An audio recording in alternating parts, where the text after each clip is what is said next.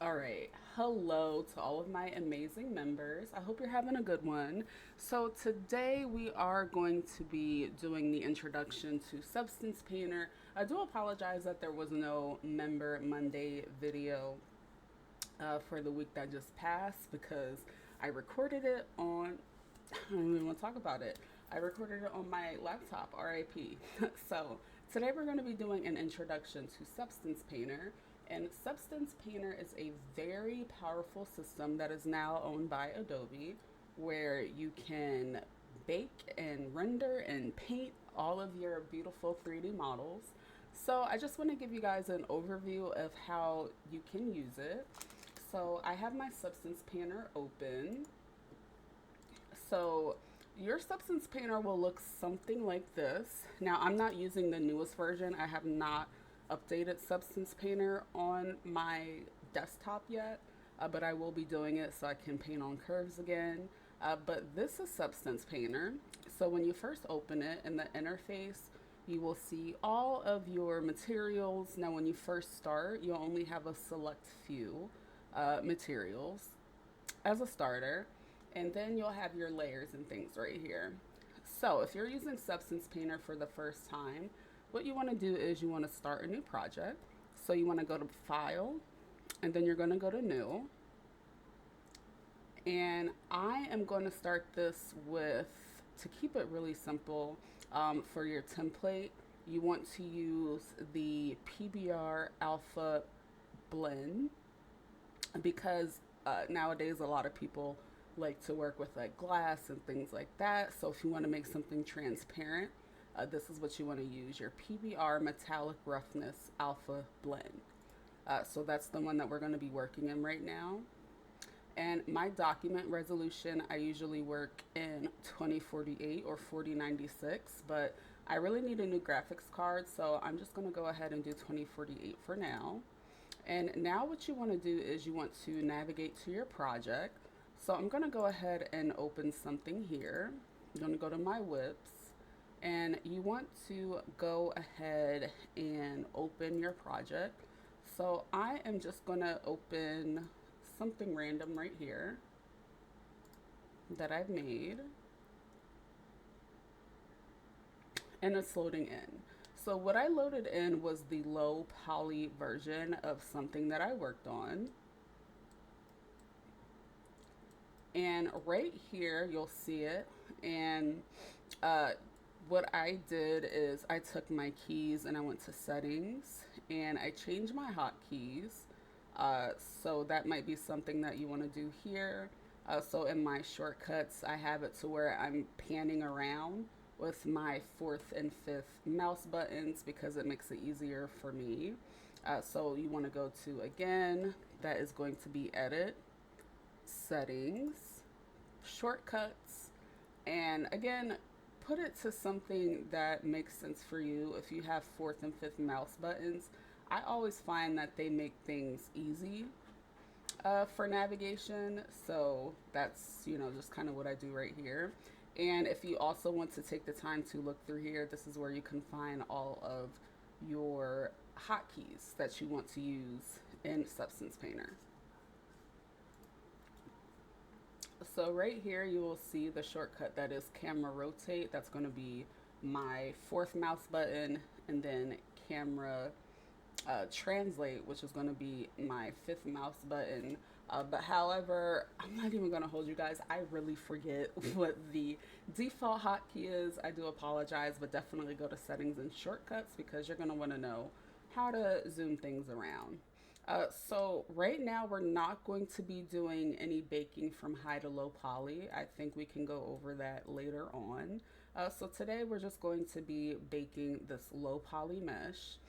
Now, baking low to high poly is something completely different. It's when you're taking the details of your very dense high poly mesh and baking it down to something that is more game friendly, like how this is game friendly because it's not, too much geometry. All right, so now that we have this, I'm gonna go ahead and show you guys how you get started. Now, most people would see this and think, okay, I start painting this, and the answer to that is gonna be absolutely not. So you want to go ahead and bake your lighting. So this is going to be how the lighting, how the light and shadows falls on your object. So what you want to do is navigate over here and you're going to see your display settings. Now, if you don't know what an HDRI is, like if you have some more questions, let me know in the comments. I'll answer whatever you guys, any questions you guys have, just let me know. But this overview is mostly for people who are kind of familiar, with 3D modeling and you just don't want to texture in Blender. You want to use something a little bit more specific to texturing and rendering and baking. So your environment map or your HDRI is going to be the first thing that you want to pick out. Lately, I've been using this double-sided, where is it?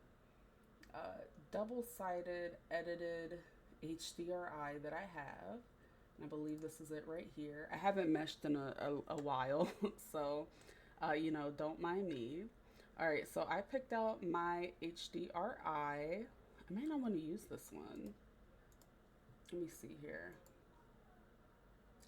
Where is my... Okay, this is the one that I want to use. So we're going to go ahead with this. And once you pick out your HDRI, your settings here that you really want to use, you don't want to really touch any of these. Now you can change the rotation of your environment, and that's just going to change how the light is hitting your object.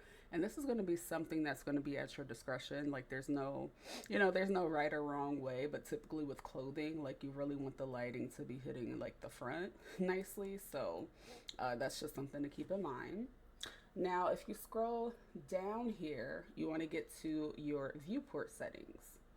Now, with this, your viewport settings, this is going to make sure that your textures look a little bit nicer. So with this, you also want to keep in mind, like, what can your computer handle? So I typically use high, and then my map bias. And this is the level of detail to improve texture quality. So this is just gonna, again, ensure that you have really nice quality textures.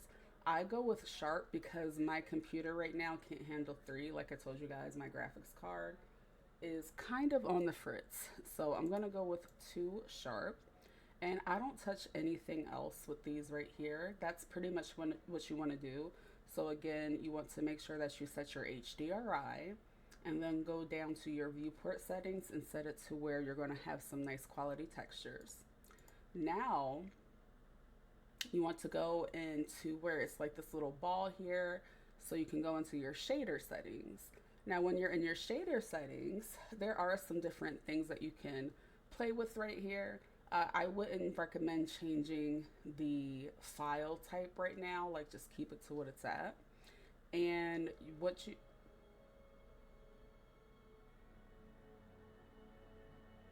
my TV is making noise in the background. That was a literal jump scare. Bear with me.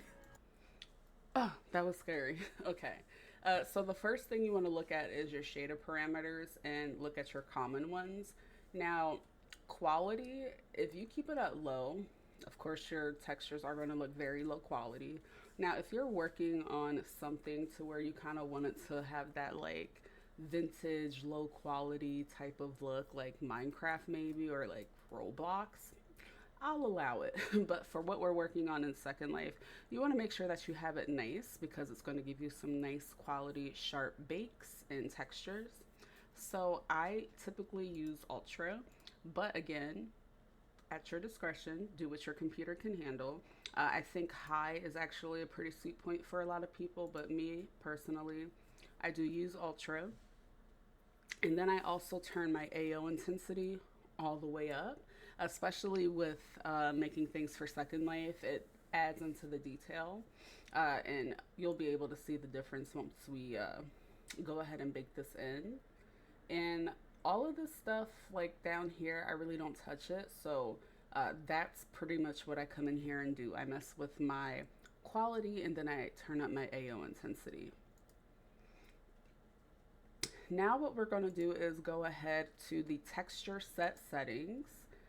And what you want to do now is we're gonna bake, and you're gonna see this uh, the texture on this right here transform a little bit. This mesh is actually pretty janky because it needs the high poly details, but this is just for show. So we're going to go ahead and bake these maps. So you want to navigate to texture settings, scroll down to the bottom, and select bake your mesh maps. Now, honestly, my output size I keep at 2048. A lot of the times you'll see people say, oh, I can get higher quality textures by using 4K, because there is a way to get super high quality, like ridiculously high quality stuff in Second Life um, by uploading in bulk. Like you can upload something in like 4K or 6K, but Second Life really isn't made to use that. Like it doesn't have the infrastructure to support high resolution textures.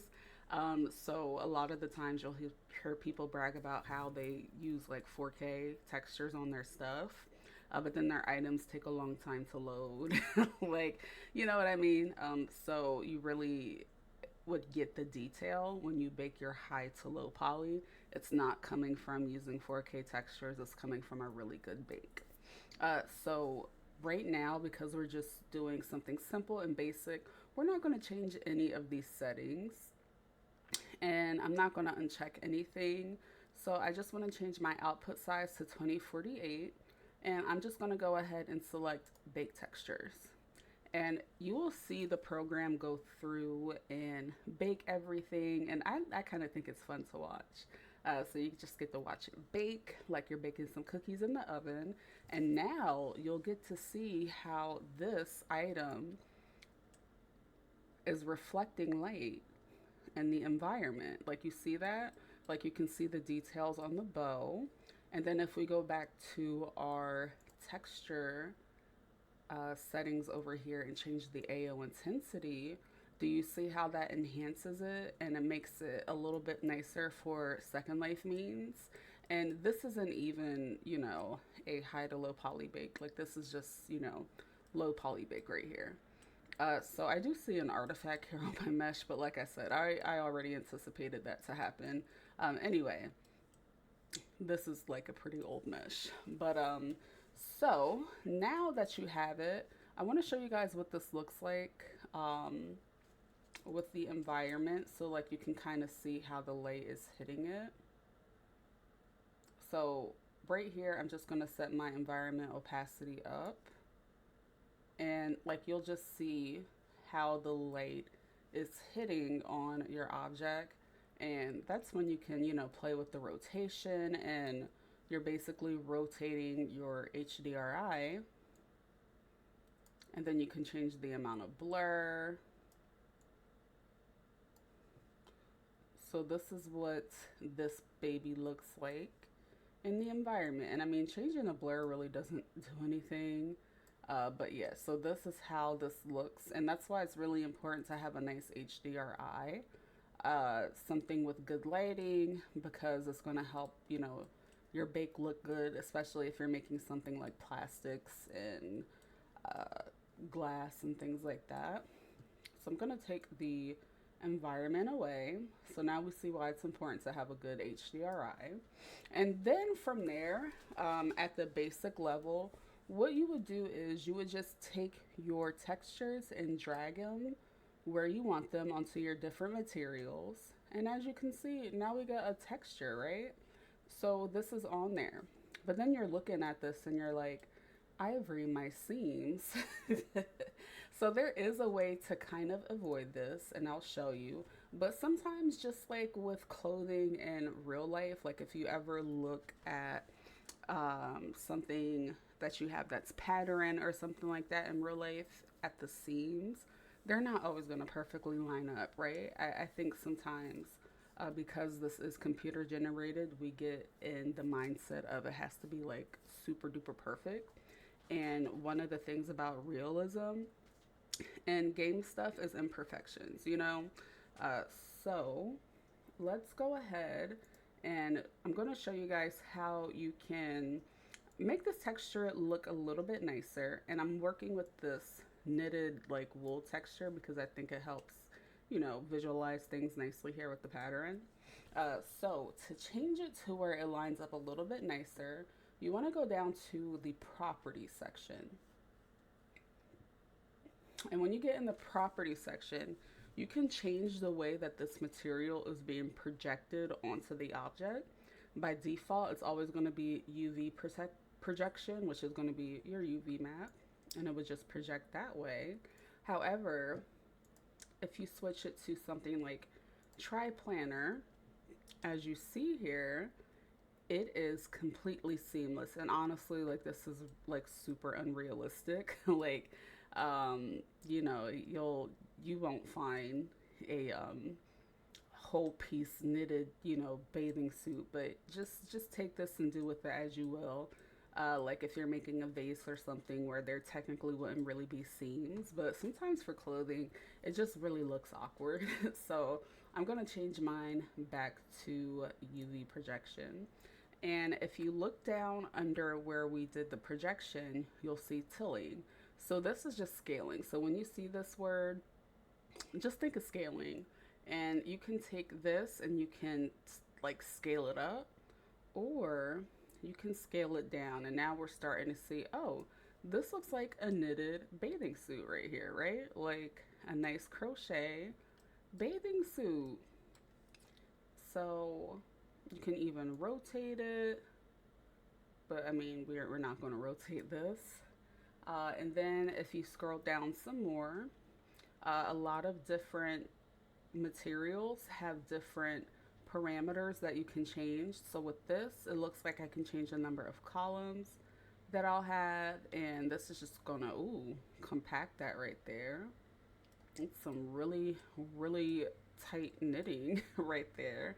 Or I can make it a little bit looser, right? Let's do less columns, you know?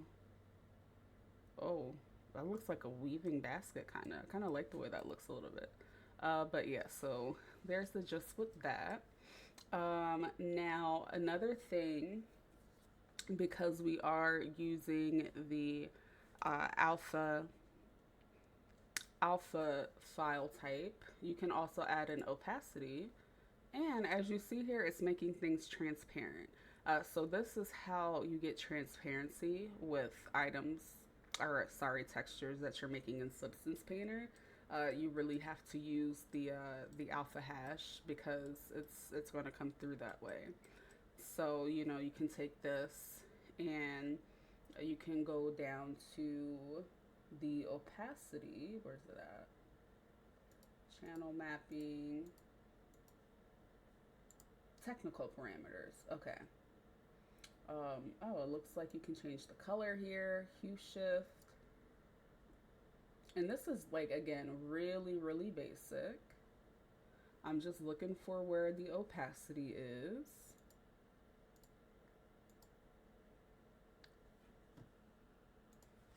All right, so it's not looking like this material is set up with its opacity, but that's fine because I actually see some other stuff here that I want to go over. Unless I'm tripping because my brain is not working because I need to eat something. But I'm also seeing here that this has some really cool features with this specific texture. So you can change the ambient occlusion and kind of like intensify that a little bit, which looks pretty good. Let me go ahead and, where is it? Increase the columns so we can see what it looks like a little bit better.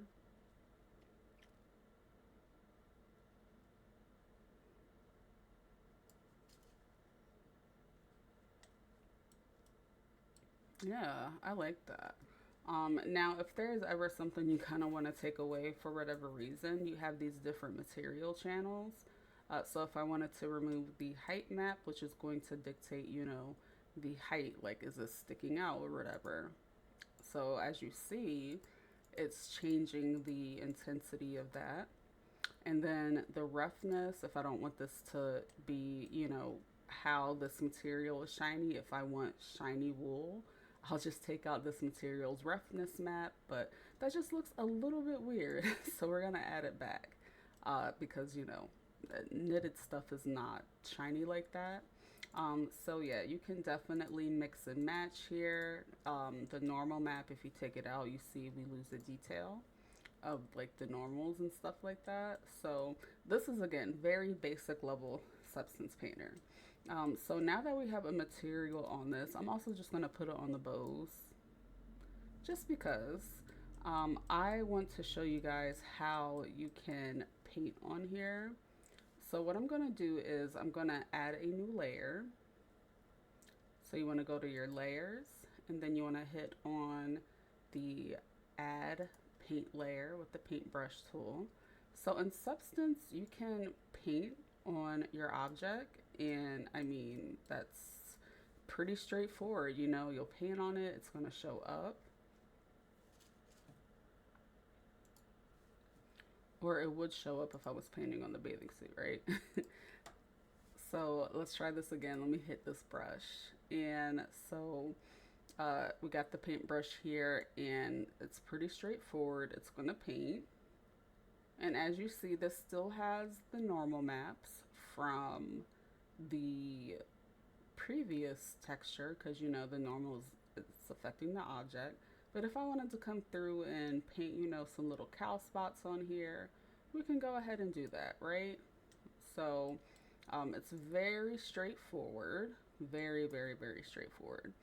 Now, if I want to come here into my brushes, you'll also see that with Substance Painter, you'll have some default stitchings, but for seams, I prefer doing seams in Substance, so I'm just going to show you guys what that looks like.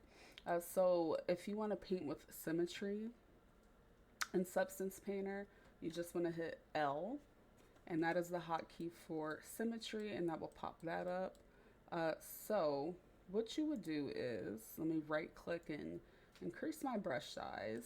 So after you pick out the paintbrush that you want, you'll just go through and start painting. But the magic of this is that Substance has a lazy stroke feature, so that if after I do a stroke, I can hit shift and it's going to complete. So let me show you guys that again. So I'm going to click here with my right mouse button and go down some, and that's my stroke. And then I'm going to go to the point where I want it to. I'm not going to click anything yet, but I'm going to hit shift on my keyboard and you'll see this line pop up. And then I'm going to click where I want this to end. And that's how you can do seams, right? So yeah, this is a basic overview of Substance Painter. Now, I'm going to turn off my symmetry here. If you are ready to go ahead and export your textures, what you want to do here is go to File, and then we're going to go to Export Textures. And what I personally do here is I go ahead and change the output template to 2D view, and this is going to give you a flat texture. So we'll open it up so you guys can see it, but this is going to give you everything, you know, flattened. So I'm going to export this, and you want to make sure that you change it so you don't have to navigate to this folder. And I'm just going to save it to my desktop because that's where I save everything.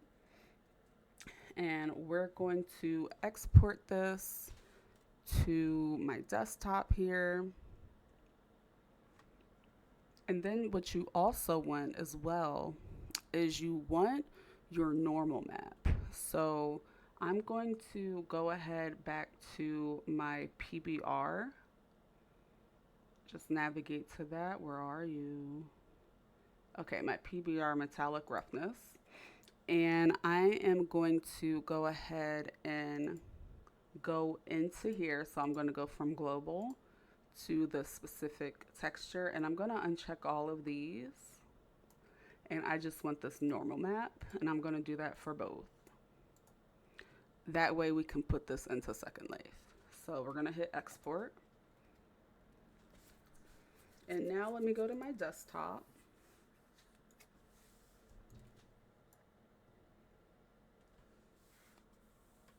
It's going to take a minute to load because I have so much crap on my desktop, so please bear with me.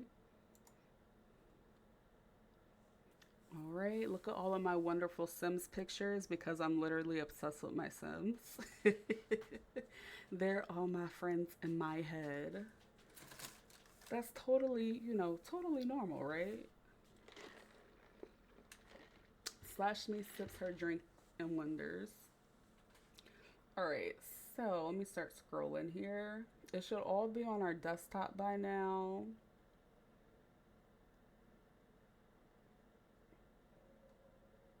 Okay, so as you see here, we have our 2D view texture, and this is going to be what you pretty much put into the uh, Second Life main texture, like the basic texture. So that's what you put there. So that's what it looks like for the bathing suit. And then your normal map, this is what you would put into your normal map. So when you navigate to your textures, you'll see that you'll have three options. You'll have your specular, you'll have your normal map, and then you'll have your, regular basic texture. This is what you'll put into the normal map. And if you're doing something like glass or like something shiny, like a really shiny metal or plastic, I recommend getting the specular map as well, the same way you got the normal map. So I really hope this basic overview, like an introduction to Substance Painter, was helpful. And if you guys want like more in depth, or like if you want to see my process in Substance, let me know in the comments here. But I hope you all have a great Members Monday and have a great rest of your day. Happy time zone to you guys. And I will be catching you next Monday for another Member Monday. Oh, and also let me know what you guys want to see for Member Mondays in the comment section. Like, do you guys want to do more creation stuff, or do you just want like special like shopping videos or shopping streams, or like, you guys gotta let me know. You guys gotta get on your Zoom. Gotta get on your Zoom and let me know what you want to see. So thank you all for your support again, and I hope you guys enjoyed this, and I hope you learned something. I will see you guys next time. Bye.